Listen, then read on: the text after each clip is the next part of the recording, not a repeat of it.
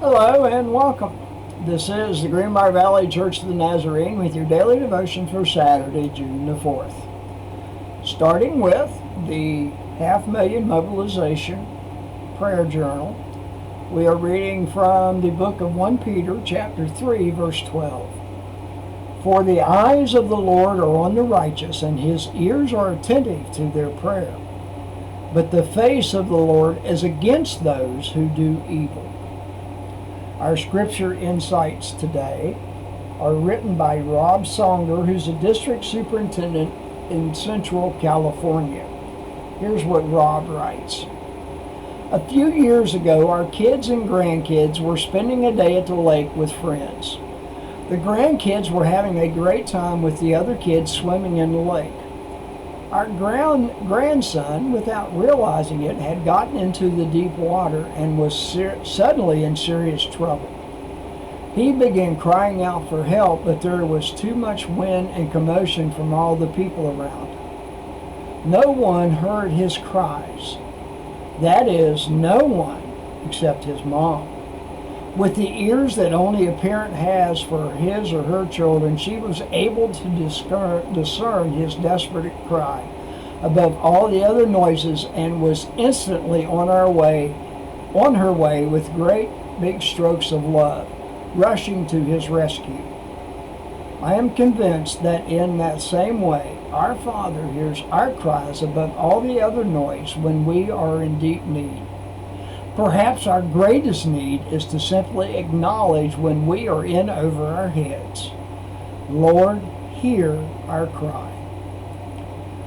In prayer today, we confess that in those days the water seems deep and the winds around us obscure our desperation. But you, O Lord, hear our cries. Lift us from deep waters. Set our feet on solid ground. And now, from Reflecting God Devotion, we are reading from the book of 1 Corinthians chapter 12, verses 12 through 20. Just as a body, though one, has many parts, but all its many parts form one body, so it is with Christ. For we were all baptized by one Spirit, so as to form one body, whether Jews or Gentiles, slave or free, and we were all given the one Spirit to drink. Even so, the body is not made up of one part, but many.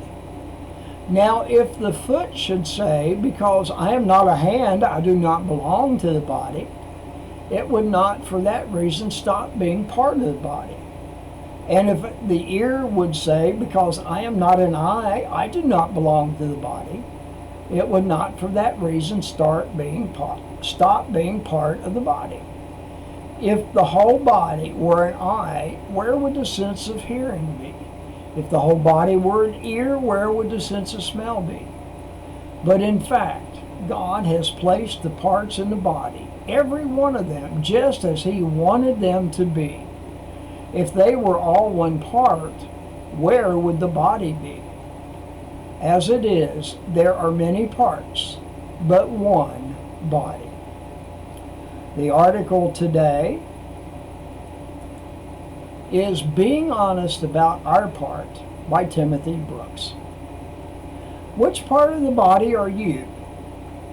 I suspect that healthy discipleship involves a radical honesty to this question. We are all called to play our part. But if God has formed you and called you to be a foot, it is not wise to keep trying to become a hand because you think it is a more exciting job. If you are a mouth, it is not wise to try to become an ear because that job seems to get people in less trouble. All of us can have bouts with jealousy or imposter syndrome. We also tend to read this text as a celebration of those who seem to contribute less and make sure they feel included because we are in this together. No, that is a good reading of this text.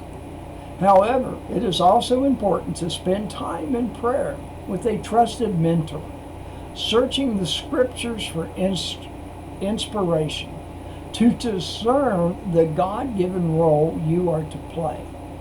If God has formed you to play a part and you are not risking playing it because it seems too hard, too beneath you, too complicated, or too awful, it is possible not one is playing that part. Be the best part of the body God has made you to be.